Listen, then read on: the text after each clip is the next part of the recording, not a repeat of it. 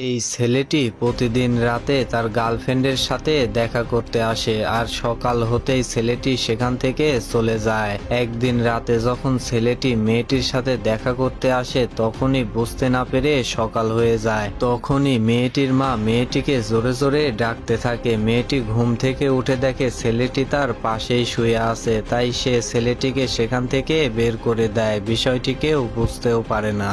সকালে খাবার খাওয়ার পরে মেয়েটির বমি হতে শুরু করে। তখনই মেয়েটির বাবা মেয়েটির মাকে সব দোষ দেয় আর বলে আজকের পর থেকে খাবার ঠিক মতো তৈরি করবে।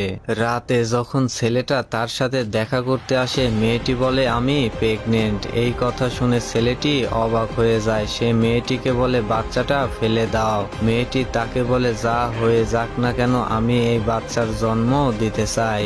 সে বাড়িতে গিয়ে যখন এই বিষয়টা নিয়ে ভাবছিল তখনই মেয়েটা তাকে ফোন করে আর বলে আজকে রাতেই যেখান থেকে পারো আমাকে কিছু টক আম এনে দাও। ছেলেটি তার পরিচিত সব জায়গায় আম খুঁজতে শুরু করে আর কোনো জায়গায় যখন আম খুঁজে পাচ্ছিল না তখনই তার প্রতিবেশী এক গাছ থেকে রাতেই আম চুরি করে আর মেয়েটিকে গিয়ে দিয়ে আসে।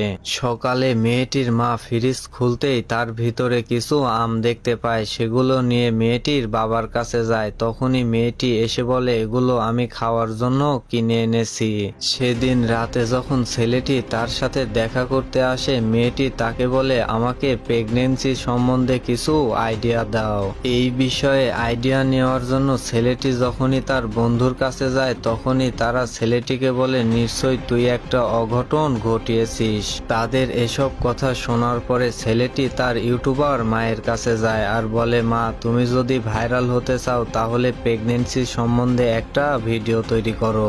ছেলেটার কথা অনুযায়ী তার মা প্রেগনেন্সি সম্বন্ধে একটা ফুল ভিডিও তৈরি করে। এটা দেখে মেয়েটি সবকিছু বুঝতে পারে। এদিকে মেয়েটির অবস্থা দেখে তার মায়েরও ধীরে ধীরে সন্দেহ হতে শুরু করে। তখনই ছেলেটার একটা চারকি হয়ে যায়। মেয়েটা তাকে বলে যত তাড়াতাড়ি পারো আমার বাড়িতে বিয়ের কথা বলো। মেয়েটির এই কথা শুনে ছেলেটি তার অফিস থেকে অগ্রিম কিছু টাকা নিয়ে একটি গাড়ি কিনে আর মেয়েটির বাড়িতে বিয়ের কথা বলতে চলে আসে। সে যখন মেয়েটির বাবার কাছে সব কথাগুলো খুলে বলে তখনই মেয়েটির বাবা বলে তাদের মেয়ে ছোটবেলা থেকে অনেক অভিনয় করতে জানে, আসলে মেয়েটি কখনো মা হতে পারবে না। মেয়েটির পরিবারের কাছ থেকে সে এসব কথা শোনার পরেও বলে মেয়েটি যেমনই হোক না কেন আমি তাকে বিয়ে করতে রাজি আছি। বন্ধুরা আজকের ভিডিওটা এই পর্যন্তই। পার্ট 2 দেখার জন্য পেজটি ফলো দিয়ে সাথেই থাকুন। ধন্যবাদ সবাইকে।